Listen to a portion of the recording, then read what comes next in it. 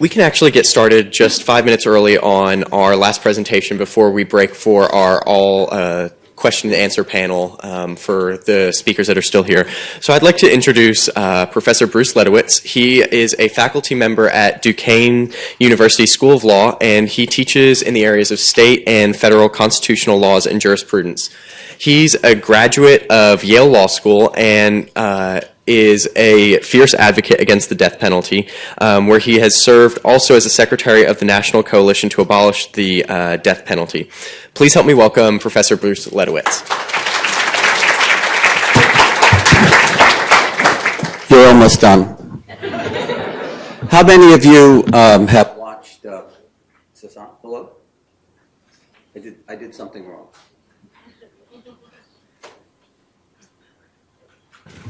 Right, okay, so it's easy to hack elections and microphones. How many of you have watched Brooklyn Nine-Nine? Okay, so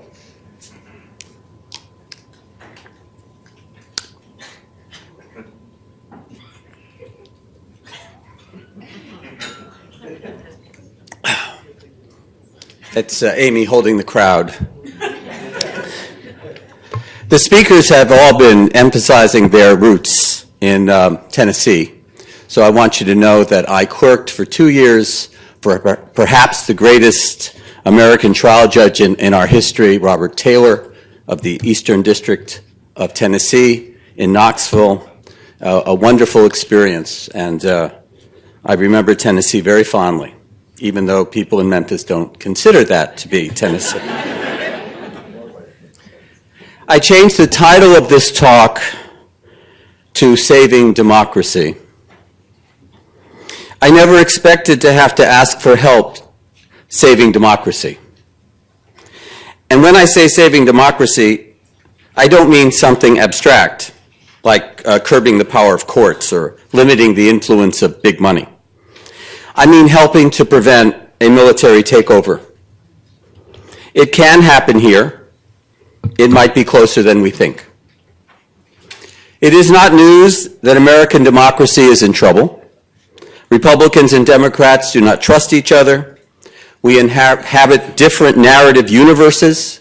We are bitterly divided, even though the issues over which we differ appear to be quite ordinary. The reason the threat to democracy is so clear to me is a 2018 book entitled How Democracies Die that compares the current American situation with historical examples of how democracies have actually ended. The authors, Harvard University political scientists Stephen Levitsky and Daniel Ziblatt, show that democracies end when the norms of tolerance and forbearance are violated. The authors are not suggesting that President Trump would do this, only that we are now laying the groundwork for the future end of democracy in America. Tolerance means that the other side will attain power from time to time. Forbearance is the related norm that when this situation occurs, the minority will not do everything within its legal power to prevent the enactment of the policies that they oppose. Clearly, American politicians are not practicing tolerance and forbearance today. In terms of tolerance, the 2016 election was regarded by some Republicans as the Flight 93 election. Charge the cockpit or you die. And most Democrats regarded the possibility that Donald Trump might be elected president as loathsome and unthinkable. In terms of forbearance, the Republican majority in the Senate refused to even hold a hearing on the nomination of Judge Merrick Garland to the Supreme Court. And more recently, the Democrats filibustered the nomination of Neil Gorsuch without much justification. In a healthy democracy, you let the other party enact its policies and then reverse them when your side is returned to power. You can always tear down a border wall, for example. A border wall is not an existential threat. The norms of tolerance and forbearance have been slowly weakening for a long time. Bill Clinton's first budget in 1993, for example, passed without a single Republican vote in Congress. In 2013, Democrats ended the Senate tradition of the filibuster for many judicial and executive nominations. Levitsky and Ziblatt placed the major blame on the Republican Party. This may be part of the reason that their book has not had much of an overall impact. That limited appeal is unfortunate because who started it does not matter. Once tolerance and forbearance begin to slip, their book shows, partisans on both sides are justified in claiming that every new outrage is just a response to a previous outrage by the other side. When you fight fire with fire, the whole world burns. When you fight the absence of tolerance with intolerance of your own, democracy is destroyed. It takes statesmanship to break this cycle. It is not clear that such statesmanship is available today. We cannot expect help from the Supreme Court. In the first place, the justices do not yet appreciate the dangers to American democracy. That is obvious from their unwillingness to address gerrymandering on the merits, for example, as other speakers have mentioned.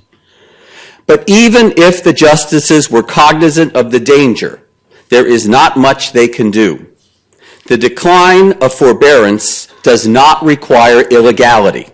It was not illegal to refuse Judge Garland a hearing.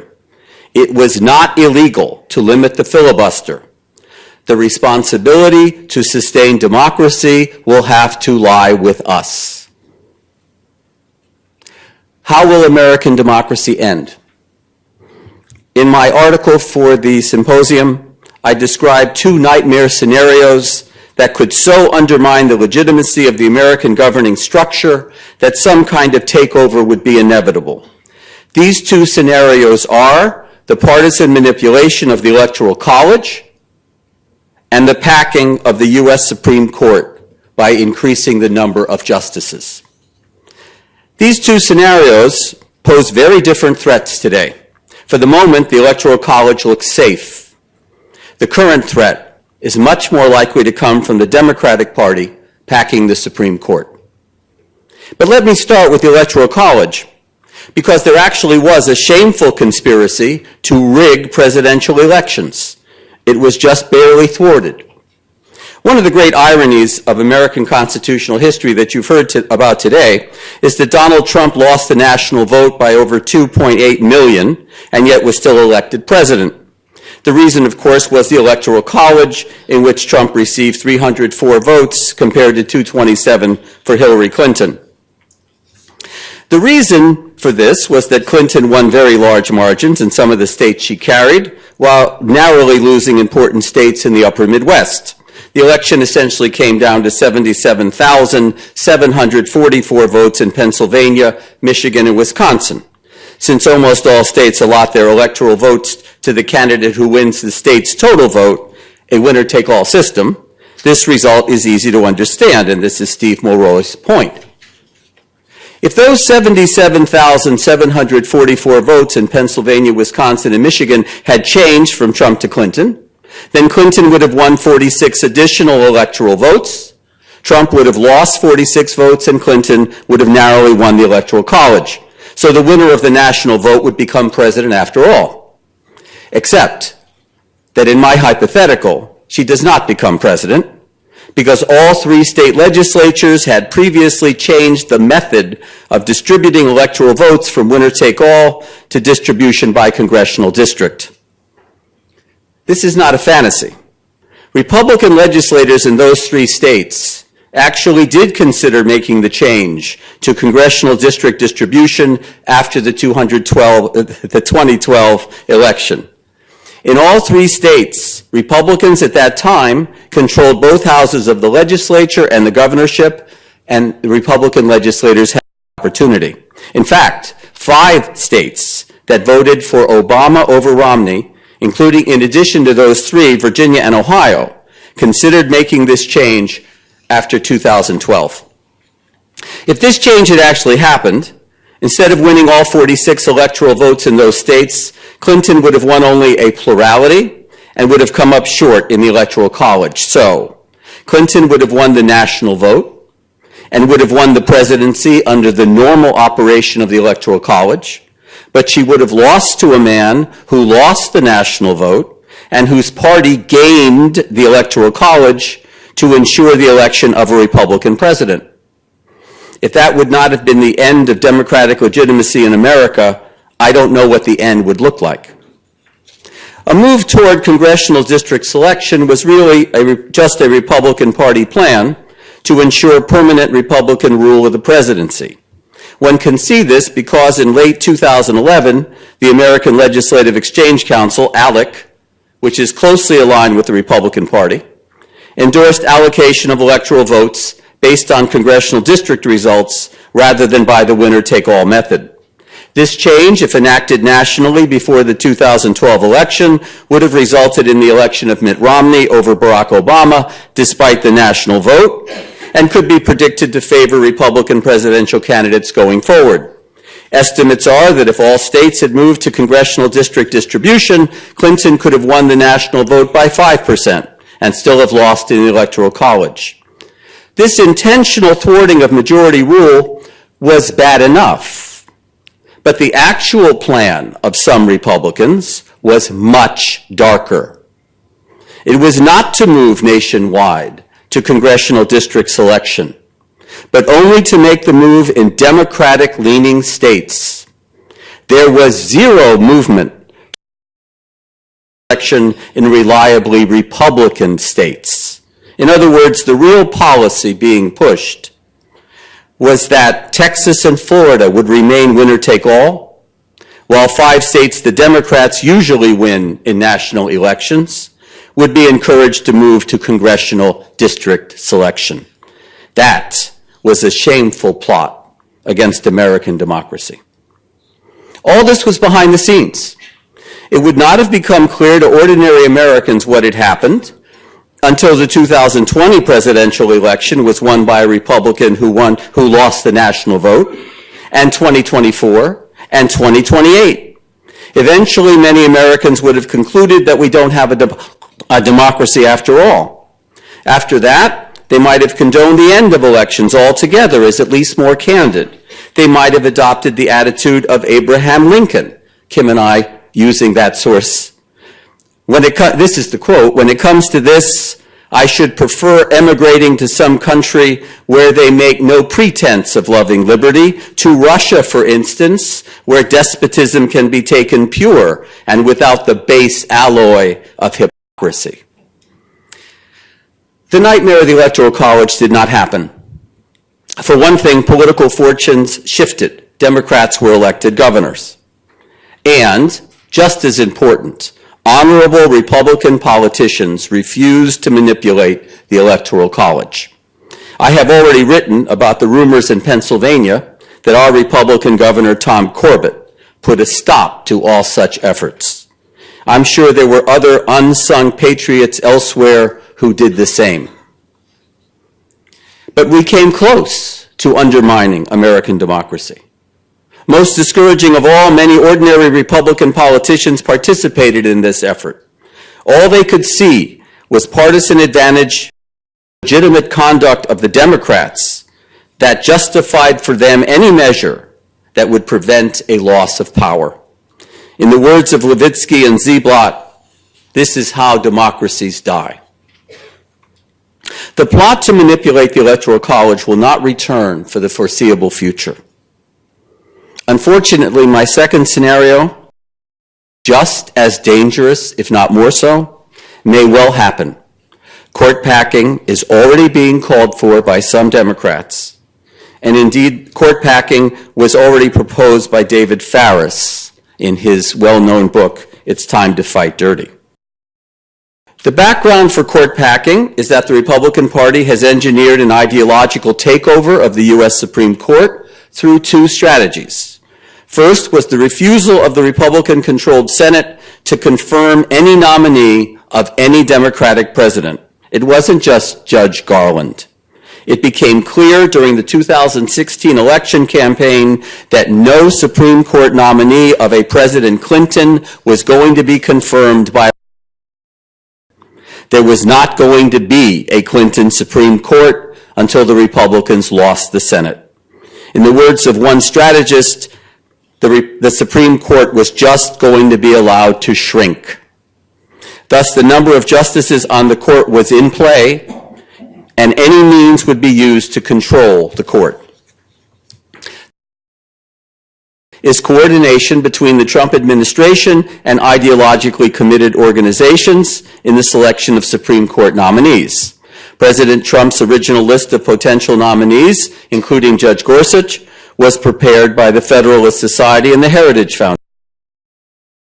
Trump later announced an additional 5 names that he would consider, including Brett Kavanaugh, who became President Trump's next nominee when Justice Anthony Kennedy retired.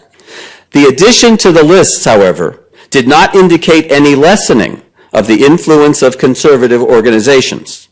White House counsel David McGahn announced the new names at the Federalist Society National Lawyers Convention as committed conservatives to pronounced and obvious support.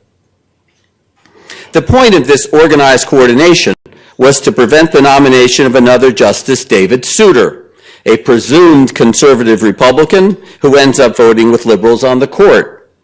Therefore, with the addition of Justice Kavanaugh to 4 already reliably conservative votes, Republicans have assured conservative control of the Supreme Court for the foreseeable future.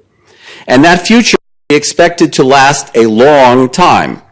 Not only did these conservative groups strive for ideological consistency, they tried to ensure a long tenure by designating relatively young potential nominees. Thus, Justice Gorsuch is 51 and Justice Kavanaugh 54. You would expect them to serve at least 20 to 25 years on the court. But Republican Party control of the court is not written in stone. In this second nightmare scenario, the Democrats win the presidency and Congress in 2020. A Democratic majority in Congress then packs the Supreme Court to 11 or 13 justices from the current 9, since that number is controlled only by a federal statute. Democratic Party justification would be both that the Republicans achieved their majority on the court by unfair means, and that the Republicans had been prepared to let the court shrink, so why not expand it? If Democrats expand the number of justices on the Supreme Court, anything like a rule of law would be ended and would be understood as ended. The Republicans, in their turn, would do the same thing when they next controlled both branches. We could end up with a court of 21 or 23. Order would not be restored until both sides agreed to end the warfare over the court by perhaps a constitutional amendment freezing the size of the court. And when would that happen? In addition, and more immediately, if the Democrats expanded the Supreme Court, the reaction would be extreme. The Flight 93 rhetoric would return. There would be strong feelings of persecution. There undoubtedly would be at least some instances of armed resistance. A lot of people would feel they have nothing to lose. I doubt our democracy would survive. The number of justices on the Supreme Court had been thought settled by the failure of FDR's court-packing plan in 1937. Why would Democrats dare to change the number now? Part of the reason is that the norm of forbearance is gone. We do things now because we can. But the other reason is that we no longer believe in the rule of law. We now see the courts as just another arena of power struggle. The view that law is power is why there was so little support for Chief Justice John Roberts last November in his exchange with President Trump. After the president attacked an asylum decision as having been rendered by, quote, an Obama judge, Roberts responded with a short but clear rebuke. Quote, we do not have Obama judges or Trump judges, Bush judges or Clinton judges. What we have is an extraordinary group of dedicated judges doing their level best to do equal right to those appearing before them. That independent judiciary is something we should all be thankful for. Unlike politicians, Roberts was saying, federal judges do not act in a partisan fashion. Roberts was defending the rule of law. But Roberts was alone. Senate Minority Leader Chuck Schumer's response essentially agreed with President Trump. While lauding Roberts for defending an independent judiciary, Schumer criticized, quote, partisan decisions by Roberts and referred to him as a Republican, which of course had been President Trump's point. Judicial decisions follow party. On the right, there was even less support for the Chief Justice. On the day of the Roberts statement, Randy Barnett, probably the right's intellectual leader in law, tweeted, "If you don't think presidents of each party try to select judges with differing judicial philosophies, you haven't been paying attention. Roosevelt surely did, and he wasn't the first nor the last. The argumentation on this one is truly bizarre." Barnett was suggesting that there is no law, but only dueling judicial philosophies. These judicial positions do not engage each other in a quest for truth. The justices are assumed to remain frozen in their positions for their judicial lifetimes.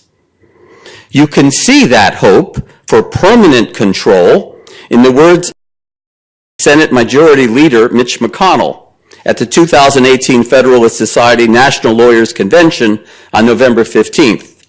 Here's the quote: "The closest thing we can do to have a permanent impact is to confirm judges and transform the judiciary, and we are going to keep on doing it for as long as we can." Standing ovation. That is a campaign speech, not a plea for the rule of law. A permanent impact is not a method like originalism. It refers to a preset series of outcomes, like protection or providing anonymity to large corporate political contributions, or returning to the Lochner decision. We used to think that judges make judgments. Reportedly, for example, Justice John Harlan did not know how he would vote on the jacket in Cohen versus California. Thus, President Eisenhower, who appointed Justice Harlan, did not have a permanent impact. He just appointed a superlative justice. But now only outcomes matter. What changed? The original criticism of Roe versus Wade was that it was not law. And this criticism was enunciated by both the right and the left, by both Robert Bork and John Hart Ely. But that kind of criticism requires a commitment to moral realism, to essentialism.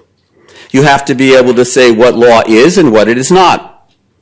As C.S. Lewis would point out, a lot comes with that commitment, including a willingness to say what a human being is and what the universe is like. In other words, you have to be committed to truth to have a rule of law. We have lost that commitment to truth. Justice Antonin Scalia, the most articulate justice of the post-World War II era, often enunciated the value skepticism of both the left and the right. In the McDonald Gun Right Incorporation case, for example, Justice Scalia claimed that nothing objective could be said about what is essential to an enlightened, liberty-filled life because political moral judgments are subjective. This is the settled postmodern view. Richard Rorty has come to American law. The great conservative thinker Harry Jaffa warned years ago that this kind of skepticism is incompatible with the rule of law. Justice Douglas agreed with that, writing in the Zorach case in 1952 that, quote, "Our institutions presuppose a supreme being. Our institutions are incompatible with nihilism, and only a nihilist culture would think of packing the Supreme Court." So the struggle against court packing is not only about saving democracy, and not only about saving the rule of law, it is also a defense of truth itself. Will the Democrats actually try to pack the court?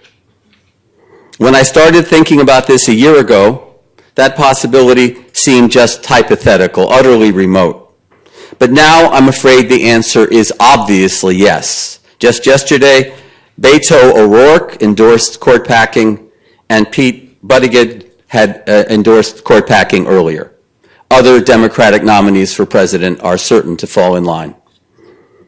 The worst situation would be the retirement of Justice Ruth Bader Ginsburg in early 2020, a replay of the Judge Garland episode in which the Republicans cynically changed their tune and quickly put one more ideological conservative on the Supreme Court before the 2020 election. Such an event would render a court-packing plan for the Democrats inevitable. But even before the 2018 election, there were hints that Democrats were becoming more comfortable with the specter of court packing as a response to perceived Republican improper nomination efforts.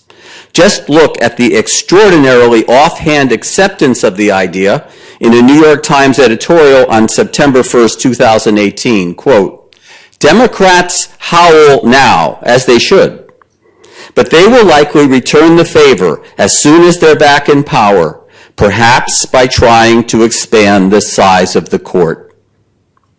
So it seems to me that court packing is very likely. How can we prevent this catastrophe? We have to reestablish tolerance and forbearance. We have to convince our political parties not to wage war, not to take every possible advantage regardless of the cost. And we have to do this every time either side oversteps. The next major overstep is probably court packing. We have to take court packing off the table now. It will be too late if we wait until the Democrats regain power in 2020. If that happens, an energized Democratic Party will end the filibuster rule, and there will be nothing to prevent a majority from enacting and a Democratic president from signing an expansion of the size of the Supreme Court. When I say we have to prevent this, I mean that a large and bipartisan group of American law professors and lawyers must sign and publicize a statement that no matter the provocation, court packing must not happen. There are many other ways to limit the impact of a Supreme Court majority. This statement must be drafted by a group of respected leaders across all boundaries, ideology, race, gender, geography, and so forth. It must not be from one side. I know I am asking something extraordinary. Many of my friends are outraged by what they perceive as the manipulation by the Republican leadership of Supreme Court membership.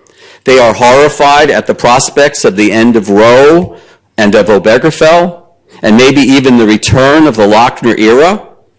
In addition, many law professors already regard law as nothing more than the exercise of power, so why not pack the court and take power back? My answer to that is that we must take the long view. If tolerance and forbearance are necessary for democracy to last, then we must practice them. It won't matter who controls the Supreme Court if there is eventually a military coup. Plus, the rule of law is one of the great accomplishments of the West in general and America in particular. It has functioned mostly as a protection for the vulnerable. If we today regard the rule of law as a fiction, a mask of privilege and power, perhaps it is we who are incompatible with democracy. After all, if there is no truth, then even the rule of the majority is arbitrary. In any event, court packing is not even worth it. While it would destroy the Supreme Court as an institution, it would not ensure permanent change in judicial outcomes. If the Democrats raise the number of justices in 2020, the Republicans will respond in 2028 or whenever they next obtain power. So I ask you today to help me prevent the existential threat of court packing. I ask you to join with me in drafting and signing a statement of principle opposing this reckless possibility. I ask you to bring along others to join in this effort. I ask you to take personal responsibility for the preservation of democracy in America. There is no more pressing or appropriate task for lawyers, law professors, and law students to take on in a constitutional democracy in its moment of greatest crisis. Thank you.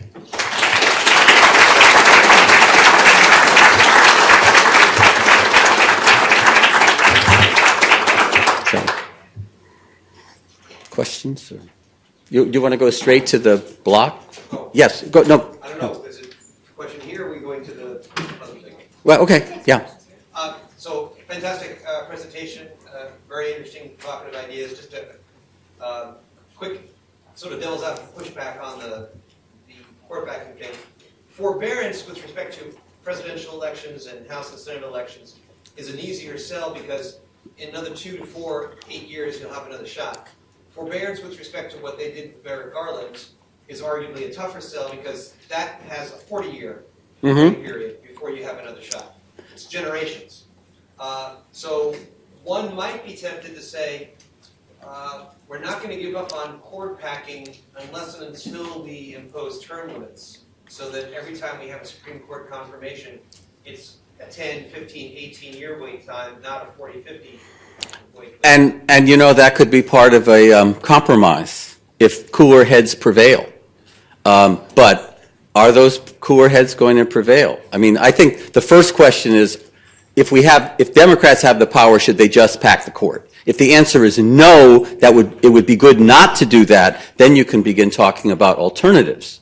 I would like to point out, though, I hate to do it, because the Republicans told lies about what they did with Merrick Garland. They're claiming that they were just waiting for the next election. But if they had held a hearing and had rejected him, because his movement onto the court would have cemented Roe forever, how different would that have been from Robert Bork? I mean, if they'd been honest about it, they're just rejecting justice because of his impact on the court. So who started that? But that's always the problem, who started it. Shall we go? Thank you.